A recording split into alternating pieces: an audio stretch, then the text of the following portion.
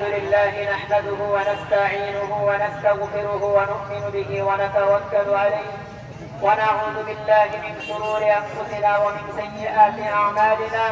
من يهده الله فلا مضل له ومن يضلل فلا هادي له، ونشهد أن لا إله إلا الله وحده لا شريك له، ونشهد أن سيدنا ومولانا محمدا عبده ورسوله.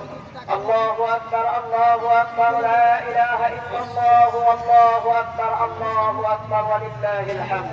اللهم صل على سائر الأنبياء والمرسلين، خاصة منهم على نبيك وحبيبك محمد بن عبد الله صلوات الله وسلامه دائما أبدا إلى يوم الدين.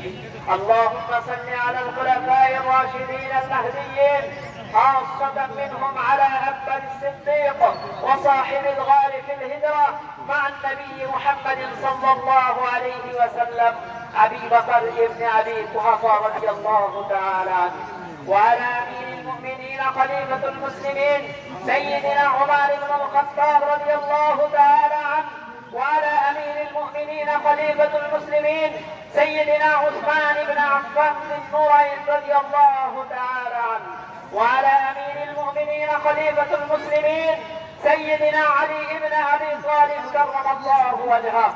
اللهم صل على بدعة جسد النبي محمد صلى الله عليه وسلم التي سيدة النساء أهل الجنة، هي فاطمة الزهراء رضي الله تعالى عنها، وعلى ولديها السيدين الشهدين القمرين المنيرين سيدا شباب أهل الجنة هما الحسن والحسين رضي الله تعالى عنهما. اللهم صل على العباس وولده مغفرة ظاهرة وباطنة لا تغادر ذنبا.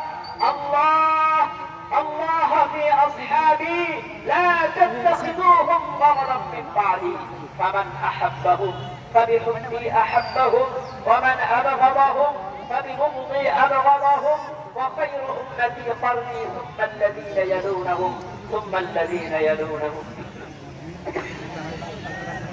والسلطان عادل ذم الله في الأرض، من أهان سلطان الله في الأرض أهانه الله.